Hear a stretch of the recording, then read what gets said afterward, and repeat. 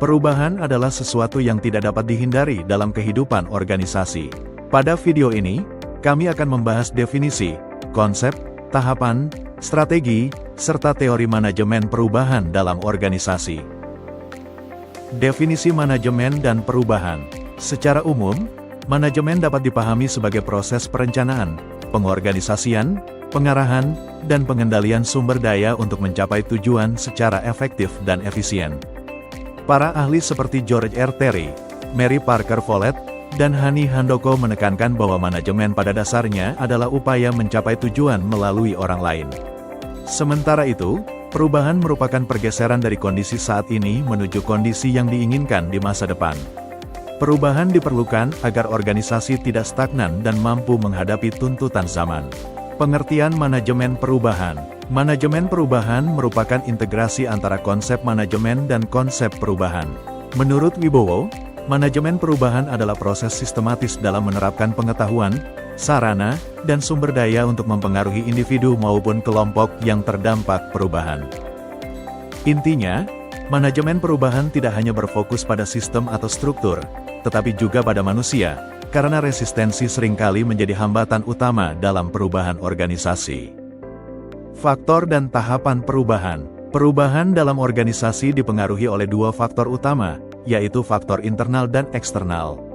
Faktor internal meliputi perubahan struktur organisasi, sistem administrasi, serta penerapan teknologi baru. Sedangkan faktor eksternal mencakup kondisi ekonomi, politik, hukum, sosial budaya, dan perkembangan teknologi global. Dalam pelaksanaannya, manajemen perubahan melalui 4 tahapan utama. Pertama, identifikasi perubahan. Kedua, perencanaan perubahan. Ketiga, implementasi perubahan. Dan keempat, evaluasi serta umpan balik. Tahap pertama dalam manajemen perubahan adalah identifikasi perubahan. Pada tahap ini, organisasi menganalisis kondisi saat ini dan membandingkannya dengan kondisi yang diharapkan. Identifikasi yang tepat menjadi dasar keberhasilan seluruh proses perubahan. 2. Perencanaan perubahan.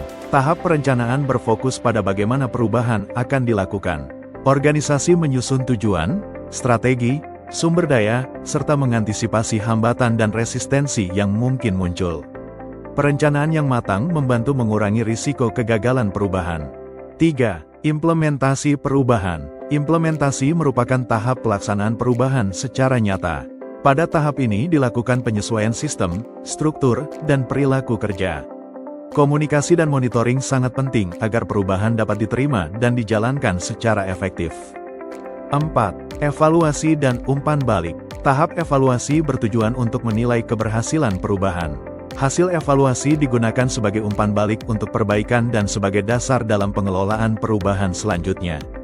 Strategi manajemen perubahan. Strategi manajemen perubahan merupakan pendekatan yang digunakan organisasi untuk mencapai tujuan perubahan.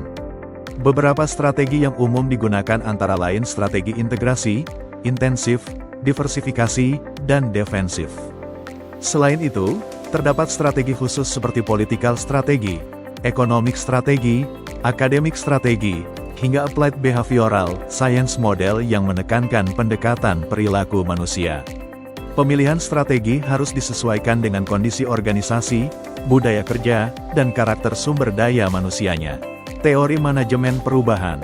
Berbagai teori mendukung praktik manajemen perubahan, di antaranya teori motivasi dari Becker dan Harris yang menekankan manfaat perubahan, ketidakpuasan terhadap kondisi saat ini, serta visi masa depan yang lebih baik.